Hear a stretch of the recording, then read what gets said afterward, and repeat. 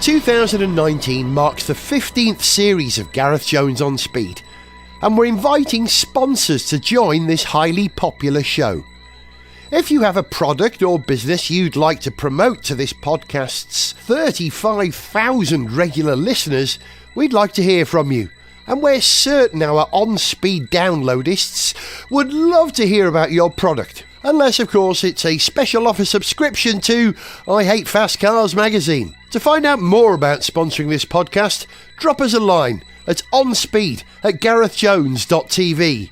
That's onspeed@garethjones.tv. Thank you for your time.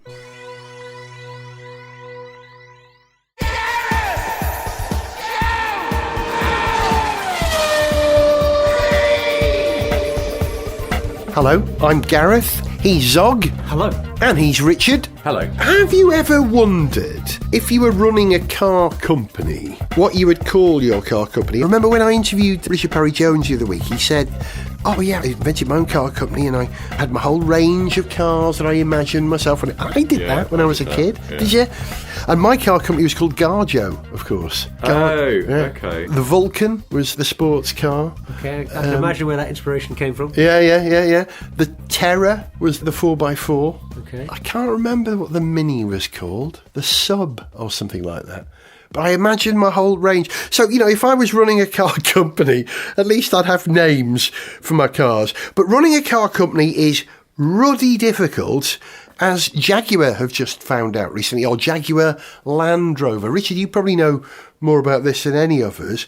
Which aspect of Jaguar Land Rover is causing the most damage at the moment? Because they've just had to lay off, 3,000 people? Is that what they're saying? No, it's been more than that. But it's not the people building cars. This is all in sort of what you might call back office or white collar things, like marketing and stuff like that. Yeah. Going to feel the axe. And the problems, I guess, are threefold. The Chinese sales have collapsed. Yeah, what I'd read as sort of the main cause of the rethink. And there's, that has become their biggest export market. Yeah. The diesel thing, they were heavily reliant on diesel. They do have petrol engines in their range, but probably not as extensive and suitable for the market. I mean, they only have a petrol 4-cylinder 2-litre turbo, which of course everyone does these days, Ingenium, yeah. It's been reported as being a little bit noisy and crude, the Ingenium, not as smooth as other engines. I don't know, I've never driven the petrol one. The diesel one is bit thumpy. Like a lot of engines, it's not just the engine itself, it's the installation, and I thought it was a bit noisy in a Discovery Sport. And then, just by chance, I had an XE hire car. Wow. With a diesel engine in it, and I was really taken aback by how pleasant it was. I like the XE, it's a nice car to drive, but this was just sort of You don't really see many good. of them, though, do you? XEs? No. You see loads of them. Not in my visual acuity. You mean, on your street, I haven't seen any, but yeah, there's loads of them. It's one of my favourite looking cars. I think it's brilliant. I love the proportions of it, that little bobtail sort of boot and then the long bonnet, and I think in the right spec. Big enough wheels, and there's quite a lot of different wheels, and a lot of them are quite attractive, and the only ones that aren't sort of the smaller ones, you're right, don't look quite as good, but I just love the proportions of that car. I think it's a grower, as good Jags should be. They just seem to get better looking, and a lot better looking than the XF, which is sort of the same styling ideas, but the proportions aren't quite right because the tail's too long. Anyway, no, Bogo XE diesel, quite pleasant and quieter. That's the thing, that engine in the XE seems to be a lot quieter than I remember in the Land Rover. Anyway, that's the problem. So diesel, I guess their range was skewed toward diesel because traditionally that is, particularly Land Rover, big SUV buyers tend to go diesel because otherwise, a supercharged petrol Range Rover is a fairly thirsty car. Bit expensive. And if you live in Dubai or somewhere where petrol's really cheap, that's okay, but possibly in a lot of the US, they'd rather have that. They don't go big on diesel. And the rest of the world, though, would rather have a diesel Range You live Rover. in Bradford. You're not going to... if you live in Bradford, you'd probably Yeah. wake up and find that Project Khan has put some appalling extra grills on your car. Stop doing that! You told them now. Poor old Jaguar Land Rover. So it's a combination. It's not one brand or the other. You say sales have crashed in China. Is that because the Chinese are now buying their own brand cars, they're buying other international branded cars, or are they all buying these fantastic cheap electric cars like Zog you flagged up? Biggest selling electric car in China is that 80-mile range thing we talked about a while back on the show. I can't remember what it's called. I can't remember either. Is it because they've got electric? There's all these sort of tariffs going on their imports and stuff like that, and there's just uncertainty about stuff like that and luxury goods. Is that affecting cars from Europe? Well, it's a bit weird, isn't it? Because I thought it was a US-China thing, but yeah, it seems like I think that there's some uncertainty about. Well, actually, do you know what? I should have checked this. I don't know. Never knowingly over-researched. But all I know is that their sales have fallen off a cliff, and I don't know the underlying reasons for it. But it can't help as well that I think China's probably more of a petrol market, and if you have all the Range Rover petrol engines, I guess they put a 3-litre V6 in there, but otherwise it's a 5-litre V8, and the Chinese tax threshold at 4 litres, which is why a lot of luxury car makers brought in 4-litre engines. Bentley, that 4-litre V8 that went into all their cars was precisely because it dipped below the tax thing, which the 6-litre W12 didn't. And same with Aston, that AMG V8 is now in the DB11 4-litre. For obvious reasons relating to the Chinese market. And so I guess maybe Land Rover and Jaguar's engine range isn't quite as comprehensive as some other rivals, and that means they just can't take up the slack on the lack of demand for diesel all of a sudden in other parts of the world, particularly in Europe. And then the other thing is also the whole Brexit uncertainty. Them a little bit because they're trying to hedge their bets. Their new factory in Graz? No, well, yes, so Graz is the contractor. Magna Steyr are making the E-Pace and the I-Pace. I-Pace is going great guns. They're making the E-Pace out there? Yeah. I didn't know that. Oh, there's just been a massive cock-up there. Did you hear about this? No. Some E-Paces, I don't know how many, but basically a load of E-Pace... I think the plural is E-Pice. E-Pi. Yeah. A load of E-Pace owners in the US discovered that their cars didn't have loads of the infotainment functionality, including, I think, the sat-nav. The system wouldn't work with Apple CarPlay and Android Auto, which they just introduced with great fanfare that, which everyone seems to want now. And Jaguar had to sort of red-facedly admit that these cars hadn't been fitted with the correct modules that would permit this functionality, and they can't retrofit it. What? I know, which seems extraordinary. You can't retrofit it. I presume it's just too expensive. Particularly given that this sort of has to do with infotainment stuff that you'd imagine would be more software reconfigurable than most bits of the car. But then again, some module or something. But the sat-nav is going to need... There's a lot of extra gubbins, GPS. But I don't know, they can't quite get to the bottom of how much stuff wasn't fitted, because it sounds like it was just some kind of omission of like a software upload. But they're basically offering anyone who's got one of these cars that doesn't have the things they've paid for $600 back. Which is a bit... But the thing is, because that car's made... Or a bag with a Garmin GPS. Yes, exactly. Phone. One of those little Bluetooth speakers. A couple of maps. Cable. It's such a weird thing. But because that car's made under contract by Magna Steyr, presumably they're the production people. It's their screw-up. So I imagine there's been some shouting at somebody. I'm sure JLR have a factory elsewhere in Europe as well. In Austria, they use Magna Steyr, but they've got a place in... It's not Bosnia, is it? It's one of these... Slovenia. That'll come on stream and it'll be going to make the Discovery. And then the tip is it's also going to make the new Defender. Right. Which is on the same broad platform as the Discovery and the Range Rover. How do you think that's affecting things in the UK? It's not manufacturing, you say, that they're getting rid of people? No, I think that's all separate, but there's a bit of kind of wailing and gnashing of teeth. Oh, how dare Land Rover move production abroad? It's like every other car company's doing this. You spread the load, and particularly with the uncertainty around Brexit, move production to somewhere where then you do have sort of frictionless movement of the goods and the parts you need to make the cars in the first place across the continent. It makes perfect sense. Every other car company is doing that. Jaguar and Land Rover need to do that, and they do already have factories in Brazil and India and places that make cars for local markets. But they need to just sort of spread the load a little bit more, particularly with the Brexit thing looming. And isn't Brexit brilliant? No. Correct. And so, they're just behaving in a very sensible way, and it's probably a little bit overdue. That's the other thing. There's a reason why the E-Pace is being made at Magna Steyr and the I-Pace. The E-Pace particularly, because that is a kind of volume model, is because they just don't have the capacity to build it at the moment. Do you know what else is made? I only found this out this week. Do you know what else is made at that Magna Steyr factory? Go on. No, well, they used to make the Rapide, but not anymore. But I do know this. I know this. Hang on. I was reading this week. Oh, God. It's on the tip of his tongue. Rush you. Yeah, go on. Well, the Mercedes G-Wagen has always been made there. Yeah. The armoured G-Wagen they make there, don't they? They make all G-Wagons there. Really? Yeah, always have. I thought it was just the armoured one. But also, B&W have had a relationship with... Yeah, all right, just hang on. I've remembered. Go on. It's certain minis. No, not anymore. What? I was just going to say, so BMW had a long-standing relationship with Magna Steyr. They did used to make the Mini Countryman and Paceman there. Yeah. Those have gone to the Dutch Mini factory now. Of course, Ned car that was. Weird thing, though, Magna Steyr are currently making 5 series to take up the slack because they can't make enough of them at their other plants in Germany. But now, Magna Steyr are making the new Z4 and the new Toyota Supra. Because it's the same car, in many ways. So I didn't know that. Is coming out. Weird as the new Supra is coming out of the same factory as the electric Jaguar I-Pace and the Mercedes G-Wagon. Wow! Quite a mixed bag of cars. But this is gives you an interesting insight into one of the ways that the modern car industry has gone. I absolutely. mean, what proportion would you estimate of the new cars that are on sale right now, in terms of sales numbers rather than particular models, but in terms of the number, what proportion of those cars are made in factories that are churning out cars for several companies, as opposed to a Toyota factory or a Ford factory? Ooh, that's a good question.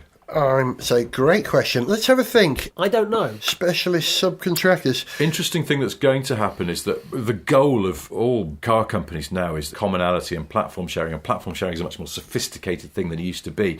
But one of the crucial things about platform sharing is that different models built on the same sort of matrix of parts should be able to be built on the same production line, so you can be flexible and switch things in and out. I remember years ago talking to someone at Ford when the S-Max came out, and I said, won't this steal sales off Mondeos? People won't buy a Mondeo estate. And he went, well, we really don't mind as long as they buy one of these. They're going down the same line. People can order whatever they want from this, Mondeo, different body styles of Mondeo or Galaxy or S-Max.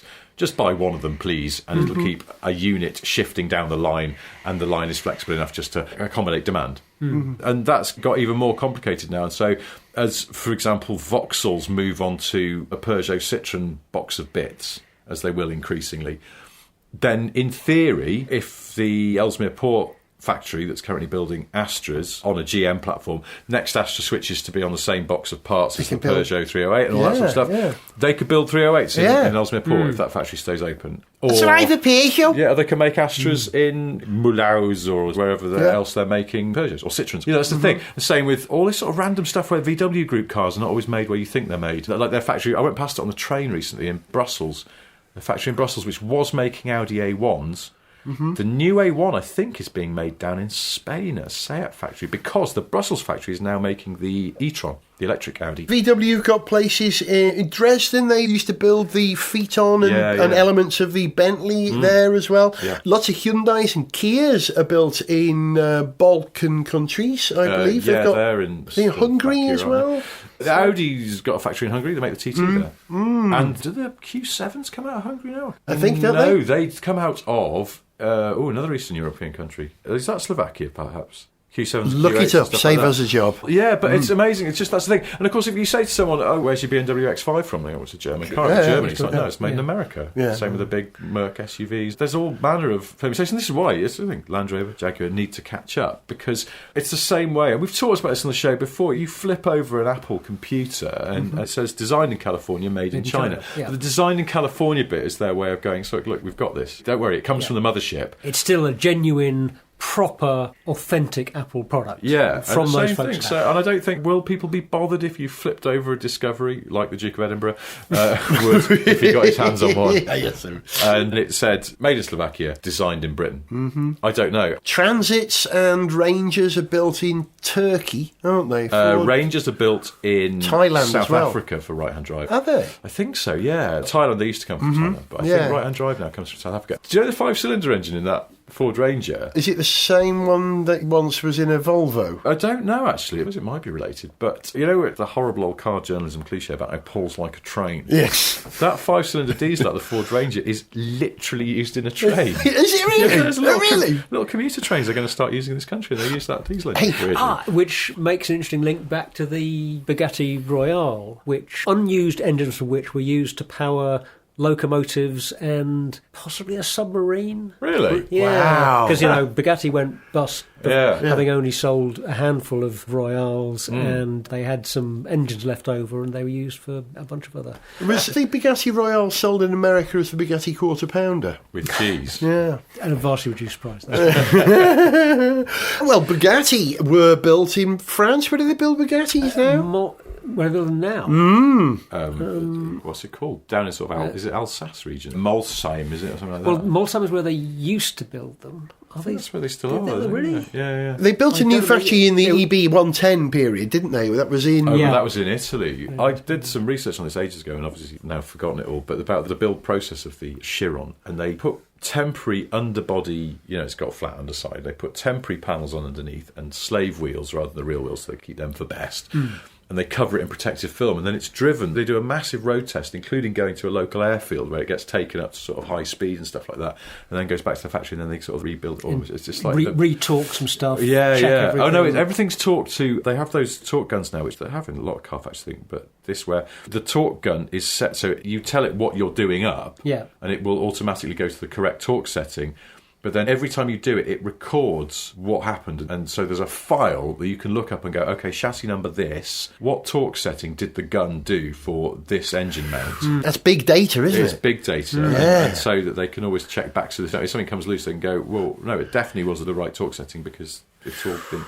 A lot of complexity in that car. That's intriguing, actually, that they do that much detail. I like the idea that you can then track down the reason why something failed. Yeah, it's very sort of aeronautical, I suppose. Yes, isn't it? it is. Yeah, or very. I wonder if space industry actually. The engine for the Bugatti Chiron, it's 2W8. Yeah. So I wonder W16. I wonder if part of that was built in Dresden as well. If the engines are built in Dresden, or just assemble the cars there. No. Who knows? We have more questions than answers, but it's intriguing, isn't it? Okay, Britain. What's happening in Britain in terms of manufacturing? I read just recently that Toyota and Panasonic have formed a joint venture to develop solid-state batteries and better batteries for electric cars here in the UK, which is very interesting and exciting. And I wonder how that'll affect the Deeside Toyota engine plant in North Wales. It's a Welsh Toyota. It's a Welsh engine. So we've got Toyota manufacturing for Europe in Burniston in Derbyshire, and the engines in North Wales. We've got Nissan making Nissans and some Infinitis. Infinity, which has got to die soon because the Merc A-Class is based on its old generation. So, GLA it's based on, isn't it? The GLA is about to be replaced. So, and also they just sell no cars whatsoever. Yeah. I mean, where are they all going? I'm not too sure that line's running. I mean, what are they doing with the cars? To me, it seems like it's a pretty invisible brand in Europe. To infinity and beyond. I don't even think it's really holding its own in the US to perhaps the way it used to. I don't think. It seems like they've probably lost the fight to Lexus. But and then they're building Nissan Leafs out of Sunderland, and they build Qashqais. Which they can't build enough of, can they? Qashqai. I guess so. Yeah, they always used to be running flat out for them. And of course, as we heard this week, they won't be making the X-Trail there. No. And we've got Ellesmere Port making Ashtrays, Opals and Vauxhalls. They make left-hand drive Opals as well as Vauxhalls. I think it's like the European Centre. It's the only place that makes the Astra Estate. Oh, is it? They send them abroad. And we've got BMW making minis and engines for smaller BMWs in Hams Hall in Birmingham. And we've got Jaguar Land Rover, who we've discussed. We've got Ford making engines and transmission components in Bridgend, but that's all now they do in Britain. No, they make diesel engines in Dagenham, and they still make... Well, now, I don't know who owns this, but the factory in Bridgend is still making the Jaguar V8s. Yeah. V6s, I guess, because it's the same engine, basically. Yeah. But then those will be phased out, and they're supposedly... I don't know, it's been a long time coming. They're supposed to be the latest member of the Ingenium family is a straight six. Oh, really? Sort of downsized straight six, which I guess probably... I like a straight six. I love a straight six. I had one for 20 years nearly. I love a straight six. One of my neighbours has got an old BMW 3 Series, an E36 for BM. Yes. Yes. And it's a 320i, so it's petrol, straight six. Which they never do now because it's like 2 litre straight six. It's just go take one look at it and go, there's too much friction in this, and it'll be a 4-cylinder. It'll be a 4-cylinder with a turbo. With a turbo, yeah. It's just absolutely stock, and it's really tidy. And when they start it up, it makes an absolutely lovely noise. You just can't beat it. Those BMW straight sixes, nothing makes quite the noise like those. And then as it drives off, they're a very highly regarded engine. And you can rest the 50 pp on it, can't you? And it won't vibrate off. Are you sure you're not thinking about the Audi 5-cylinder? I think it was a BMW advert.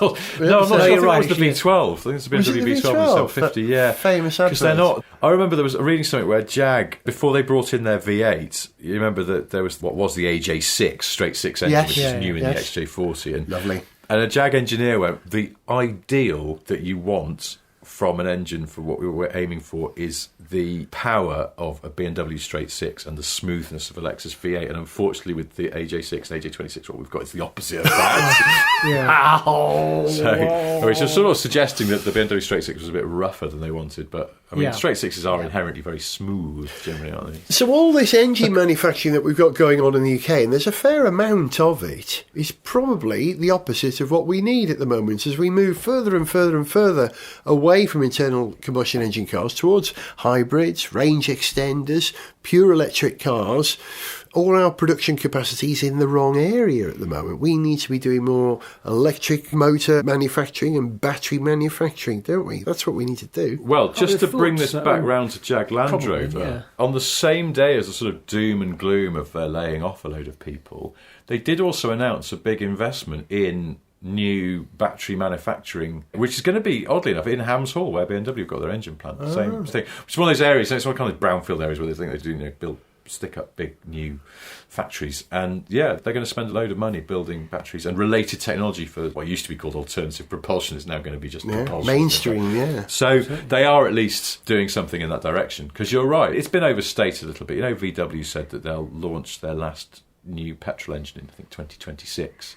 And everyone misread that as VW is going to stop making internal combustion engines in 2026. They're not. What they mean, I assume, is that basically the engine that they're going to introduce in 2026, well, that's going to last 10 years or so. Oh, at least. So they're basically blocking in at least another decade of internal combustion engine vehicles based on that. Yeah, and the rest. If you think about all those VW engines up until quite recently, the EA888 and all those ones, they were all based on the 70s first sort of inline fours that VW did, water-cooled. VW make an engine last, and there's no reason to think they won't, so yeah. But what they're just saying is that so much more money will be going into electrification and stuff, and then, the internal combustion engine will become ultimately sort of received to being a generator. The internal combustion engine is slowly on its way out. Actually, another one, sorry I keep banging on about Jag Land Rover, we did sort of start talking about this because they were in the news recently, that actually the next new engine from them, I think, won't be the straight six, which maybe is, I don't know, on hold, but...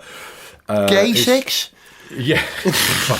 There's going to be a 3-cylinder. Oh, yes. And this is where it's going. Yes. There will be new internal combustion engines, but they'll be sort of downsized in a way that will be so that they'll just be super fulfill... high efficiency. They're eking every last bit of efficiency because they're designed out of the internal combustion engine. Yeah, but they're designed to work alongside some form of electrification. Yeah. So they could be smaller, and they don't have to work at low speed because they're... Ford, this last fortnight, announced a refresh to the Mondeo range with a 3-cylinder, I think, hybrid version of the Mondeo. I know they've brought a hybrid estate for the first time. No, it's a 2-litre 4. Is it 2 litres? It's a They're not weirdly using large the... engine. Is it? No. Because you can buy a Mondeo with a 3-cylinder engine. Yeah, that 1 litre. I figured that's what they'd be doing. Have a look about the problems with that 1 litre EcoBoost engine. Oh, really? It's not good. Yeah, not really? Good. Oh, and we'll leave it there before we're sued, is that right? Yeah.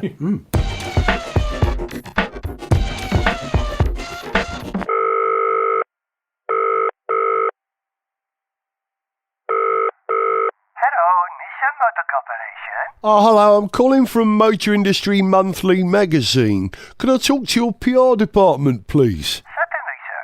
What is it concerning? I'm writing an article about Carlos Ghosn, and I was wondering if somebody there could answer a few questions. Just 1 moment, please.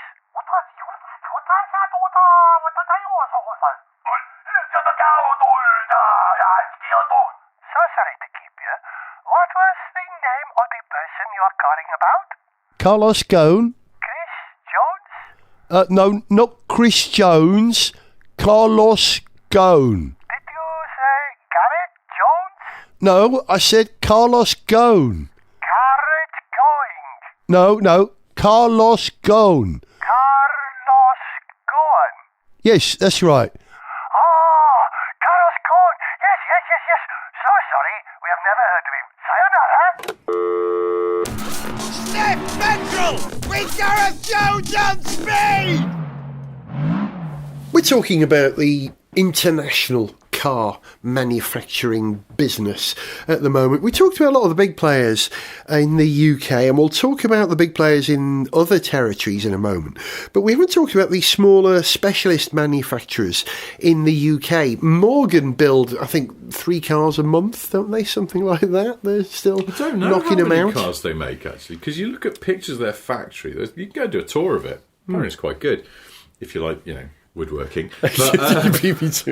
But they always look quite busy. How many cars are they building? I think they must be building about the right number Yeah. Because, they're still going. They're still in business. Yeah. They're never going to bother any decent-sized car manufacturer competition-wise, but they're still in business. Yeah. They're making the cars that they want to make and giving employment to a bunch of folks. So I think they're selling exactly the right number of cars. And they've got a new car coming. Entirely new platform. The rumour is it's the old Aston Martin VH platform, the last generation one. What? And they bought Aston. It's no secret. Aston sold the design for the old shape Vanquish, which has gone out of production now, to somebody, a mystery buyer. And I guess it comes with the rights to the platform. It's quite nice aluminium. And Morgan have coincidentally said they're calling it the Morgan Wide Body.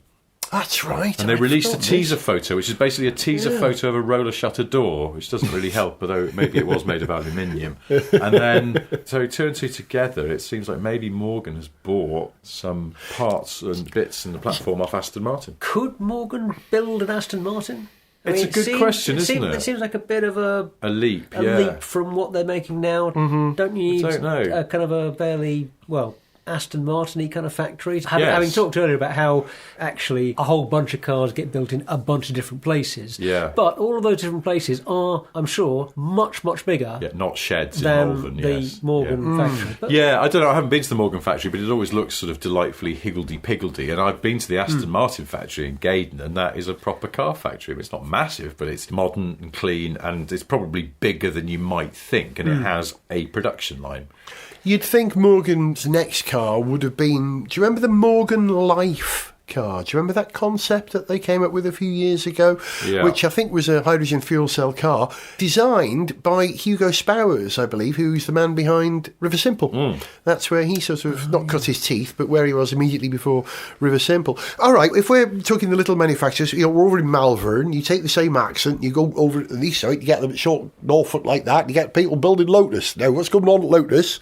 Lotus are talking about making, we don't call it a 4x4, what do we call it? We call it a crossover, SUV. SUV, isn't it? Do we like that idea? Come on, Zog, you don't even like the idea of Porsche making an SUV, A do Lotus you? SUV? Yeah. No, I don't. We've got enough SUVs.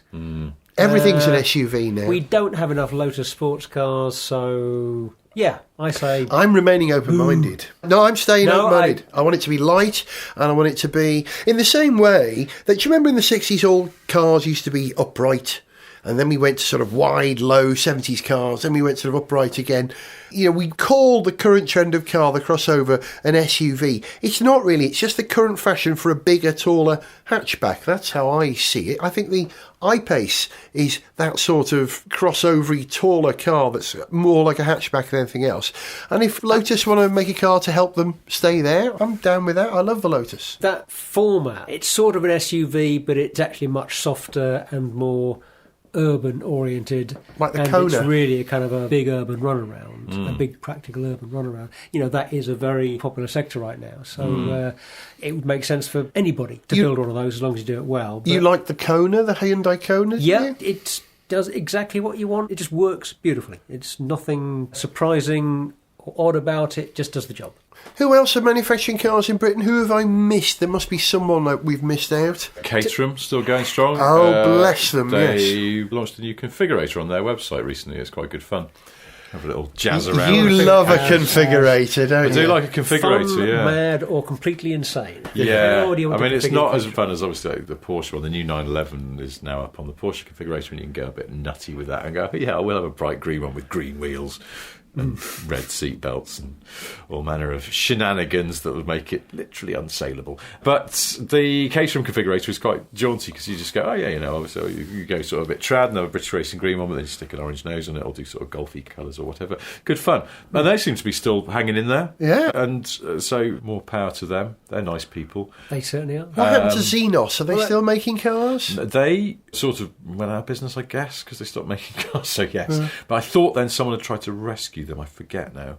And they're sort of Farbood, they became something else, and they were around and then not. So Farbood, so no good. Ariel doing fine. Ariel Doing great. And there's new Atom, latest Atom, which I think is pretty much brand new. Then they've got the Nomad, and they're doing a motorbike as well, don't they? Do a motorbike now. The So it's Ariel, like that, I know. is it the Ace? The Nomad is the one I always. I've never driven one, but I just look at that and go, that looks Looks like a lot of brilliant, doesn't fun. it? It's like kind of nobody needs that car, and yet anyone with any sort of petrol in their veins would go, I deeply want one of those because it's just ridiculous. And then brilliant. somewhere I can drive it properly. Yeah, but I'd love to have a go on it just on the road because it's got a lot of squish in it, and I imagine it's hilarious. Well, I gather it is hilarious. But yeah, even more hilarious if you've got some sand dunes or something. Yeah. Wow. I've just remembered the connection, just thinking about Ariel there, has launched me to the other British-based manufacturer who make quite a lot of cars that we've forgotten about in Swindon and share an engine with Ariel. Yeah, Honda, of course, are knocking out Civics. Ooh. Yeah. And the Civic Type R, I think Swindon is the only place that's making it for the US, I think. Interesting. Civic hatchbacks come from Swindon, so the Civic Saloon is made, I guess, is made in the US, maybe. But anyway, should look this up. But I forgot about Honda. Easily done because they sort of don't make a lot of noise about it. Well, I'm concerned. You know, I'm without a car at the moment. I've been trying to decide what car to replace my old Sora with. And you can tell that I'm now 57 because I considered a Honda. I was thinking, if people over 50 buy Hondas, I actually considered buying a Honda, thinking about the CRZ. I'm probably not going to buy that now. Oh, really? Yeah, I think I just saw one yesterday, saw a blue one. I was like, that is a really sweet little car. That. Yeah, great. If my two sons weren't as tall as me, I would probably buy that car, but I want the idea that I could fit them both in the back at some point. A bit more headroom. Yeah, a bit more get your knees in room. Yeah, there's no room in the back. But that's another discussion, what I'm going to replace a Sora with. Big discussion. So, Honda... TVR? TVR, thank you, Saga. TVR?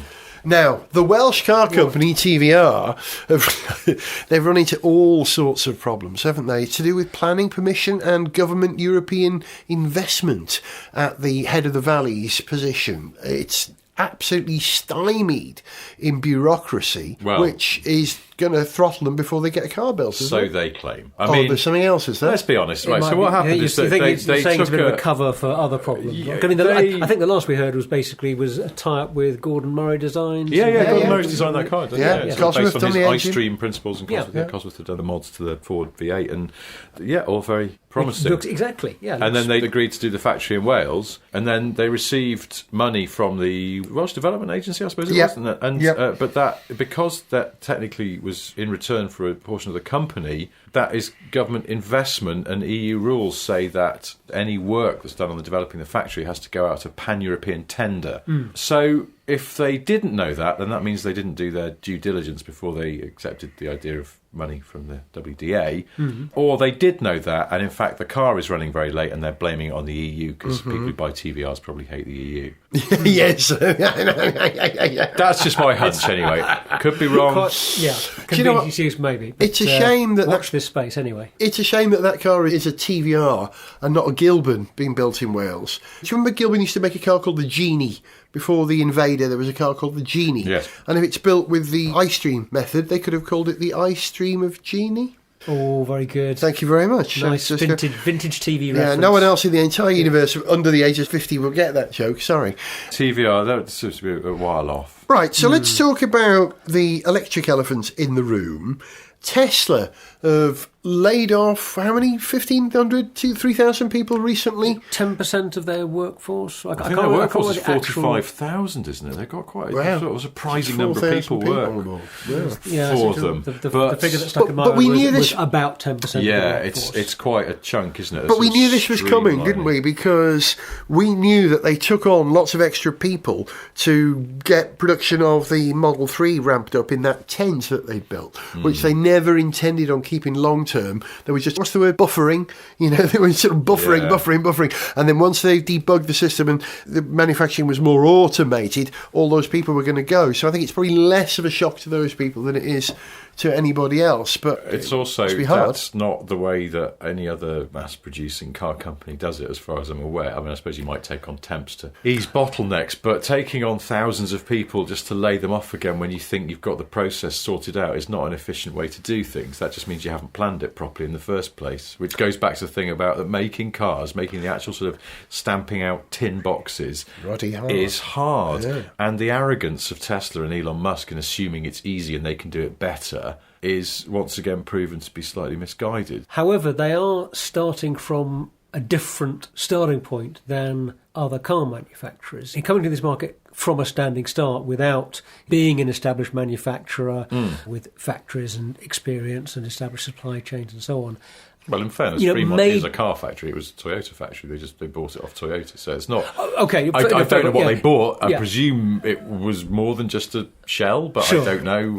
Okay, but I think that my point is more that they're just starting from a completely different point. They're starting from more or less zero. Yes. Whereas, Yeah. But so the smart they're thing going to to do- necessarily have to do some things differently to other manufacturers. Yes, and so they should have more power to them in that respect. You know, when they go, why can't a car have a portrait aspect touchscreen, which, you know, at the time seemed a complete novelty, and actually now everyone's copying that because it's It quite works a clever really well, idea. yeah.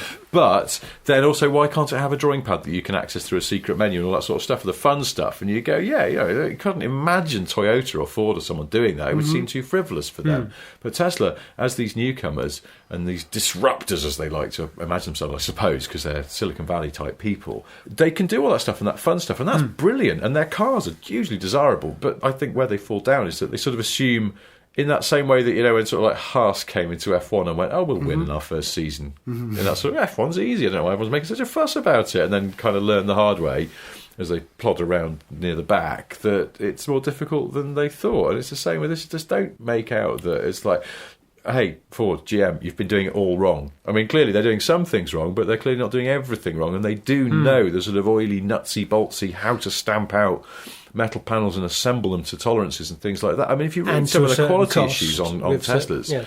they're schoolboy errors. It's ridiculous. Although it's interesting because I quite recently test drove a Tesla Model S, and just because they called me out of the blue, I think because I'd probably left a card in one of their showrooms in West London, Yeah. the one at Westfield probably, and I guess they're on a bit of a marketing binge at the moment in Yeah. London, and so I get it caught. I'm sure the cars that are being used for road tests are properly checked over to make sure they haven't got anything wrong with them. But I have to say, you know, one of the things that was impressive about it was the build quality, the feel of it. It seems like a properly put together vehicle. Yeah, well, I mean, it's been in production for a while now, and I think the S and the X seem to be less prone to these sort of silly glitches and problems. It's interesting, though, because I've been following people online talking about Jaguar I-Paces, and a few people I've read taken delivery of their I-Paces and they're ex-Tesla owners, and almost the first thing, you know, because people online like to do this kind of, hey, so here's what I've found so far, and almost you can guarantee, I've read this sort of 3 or 4 times at least, the first thing a former Tesla owner who's bought an I-Pace will go is, number one, build quality. This thing feels so much higher quality than my old Tesla. It's like, and let's be honest, the I-Pace has had a few glitches in its early days. There's a black screen of death problem they've got with the infotainment apparently going down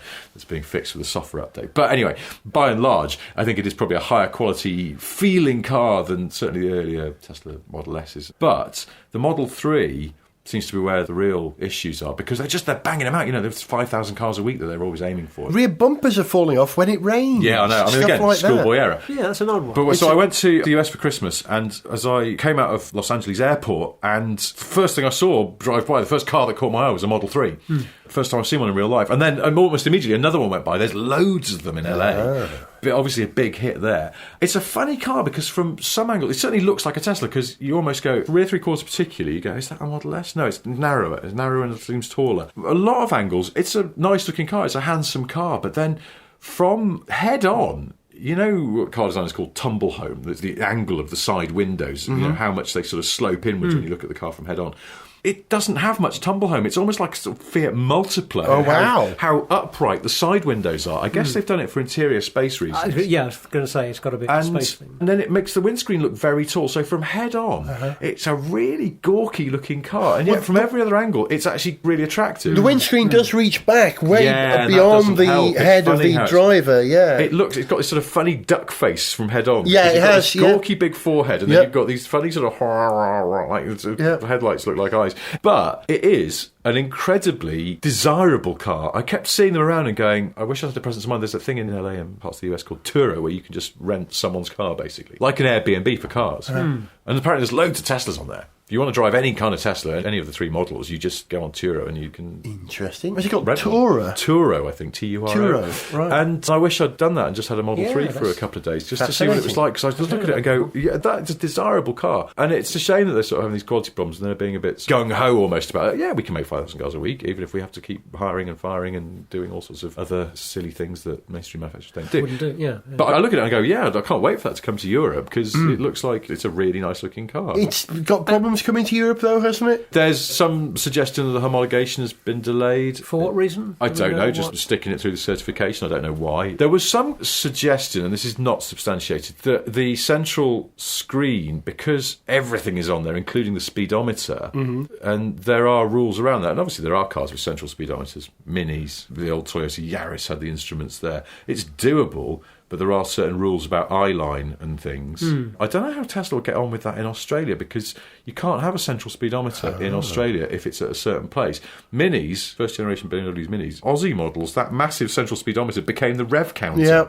And the speedo moved to behind the steering wheel because they couldn't meet Aussie rules. We've said this on the show before, yeah. I don't know whether Tesla will fall foul of that, but there's some suggestion that maybe the homologation is delayed because the European legislators are questioning certain aspects of it that don't quite fall with it. I don't know. That's just speculation. I've seen it being mentioned. I'm sure they'll get round it. It really would be dumb if they screwed that up, but I don't think they have. I'm sure it's just that there's always a bit of give and take. Hey, look, we've interpreted the rules this way.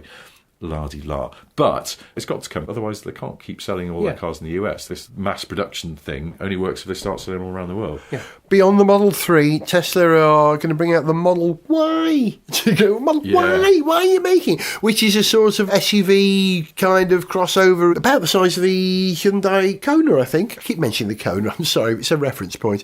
It's about that sort of size. Is it? I think it's a little bit bigger, because I think it's a Model 3 crossover. So it makes the Model 3 platform. Right, but it's a hatch shorter and taller, I don't know, actually. I don't know. I mean, that's the thing. There's been no sightings of any prototypes or anything like that. But then Tesla don't seem to do a lot of prototype testing, which is why their back bumpers and things fall off. Because they go straight to production. And then they're talking about you need to do proper testing to pick up and a truck as well at some point. And that Roadster. And the new Roadster which too. Elon Musk is now saying will fly. And when you say pick up and truck, do you mean... God, really? That's some good weed. What? Wait, I missed this. What? Oh, he was making some claim that the Tesla Roadster is going to be able to fly. I read that he said it was going to be the fastest accelerating... It was going to be accelerating thing. I only saw this mentioned as a sort of pull quote, and I didn't get a chance to look into it, but I don't know how much he's saying these things tongue-in-cheek. That's got to be tongue-in-cheek, because at the same time that Uber is planning flying Uber services, your Tesla Roadster, that's going to be the most accelerative thing ever,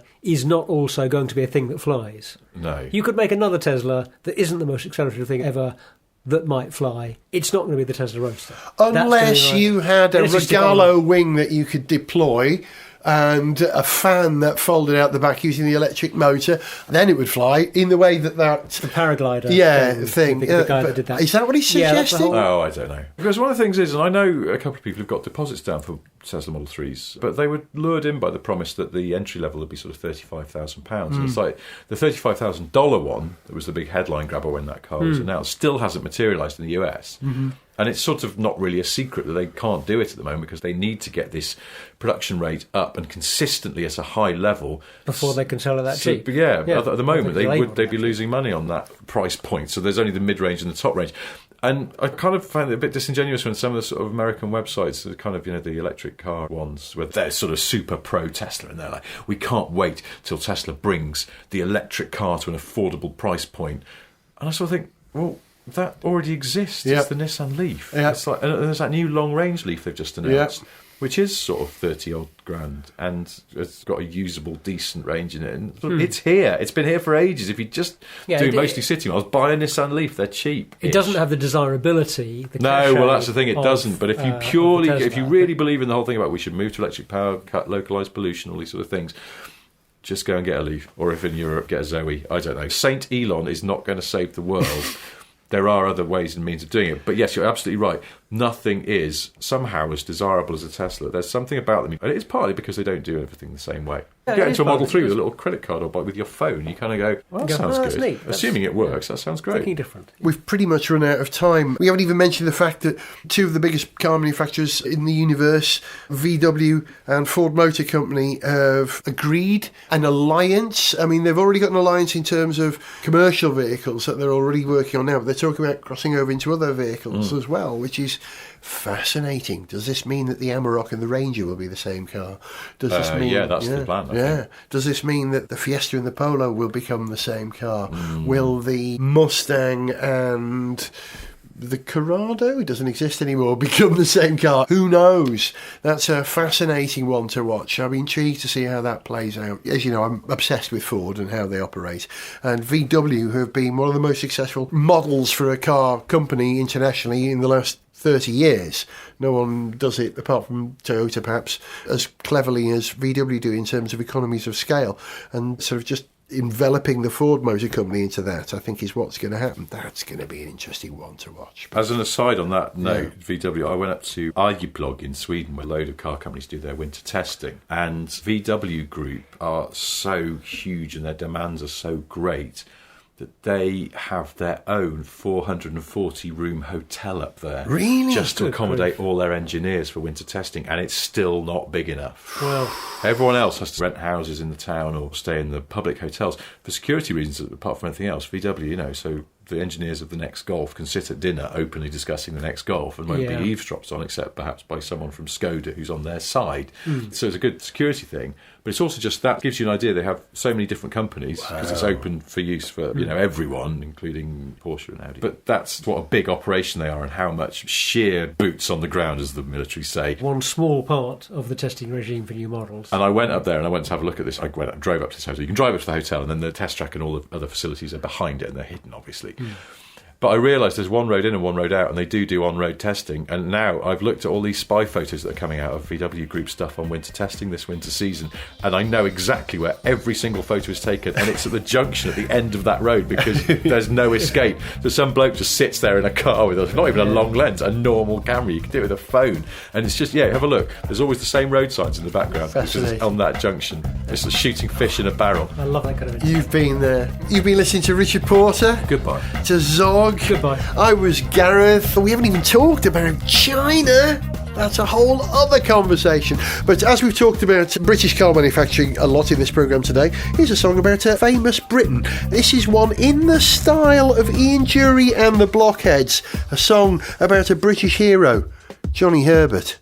See ya. This is a song from the Middle East, and by that I mean Brentwood in Essex.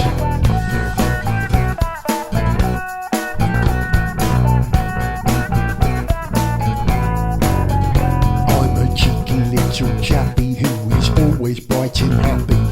I only look back when I'm on the track, and so quick I make you look crappy.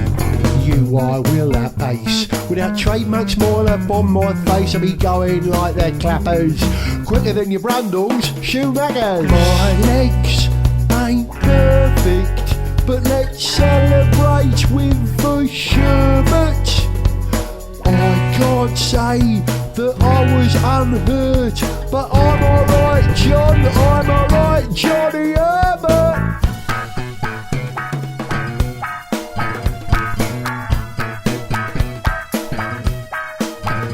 I'm often in the pit, but more often in the like the time some mechanic of a twit left a loose spanner in the Sauber's cockpit. That could have hurt someone. My legs ain't perfect, but let's celebrate with the sherbet.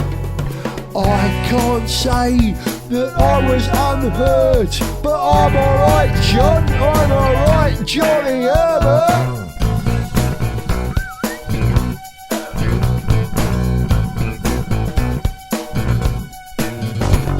I'm always there, or thereabouts. I know when to be there, and I know when to get out. And if you didn't notice, I was in a flaming 91 Lotus, slower and more vocal than a diesel Ford Focus. I'm a walkie-talking advert for the abilities of the disabled. What's a lad from Essex to do when no other deal is tabled? My legs ain't perfect, but let's celebrate with the sherbet. I can't say that I was unhurt, but I'm alright, John, I'm alright, Johnny Herbert. If you think I'm in reverie, then that's a misconception. But allow me to take one glance back as I make an exception. When Shumi took out Damon, and I don't mean for a drink, somebody had to win the British Grand Prix, use your bloody fix. So I put my best foot forward, only got one, don't you know? At Silverstone I wasn't alone, they sang go Johnny go! Go Johnny go, Johnny go, Johnny go, Johnny go, Johnny go, Johnny go, Johnny go, go, go! So I went, didn't I? Like a rat up a drain pipe. One leg short, the other one's long. The length of my career is 12 years in Formula 1. On the podium 7 times and 3 at number 1. And finally did I mention that I won at Le Mans? No, my legs ain't perfect, but let's celebrate with a sherbet. I can't say that I was unhurt, but I'm alright, John, not alright, Johnny Herbert. To send us an email, see pictures, get song lyrics, join our Facebook fan site, follow us on Twitter, or to find out about sponsorship opportunities, go to GarethJones.tv. Gareth Jones on Speed is made in London by Whiz Bang. Gareth Jones on Speed!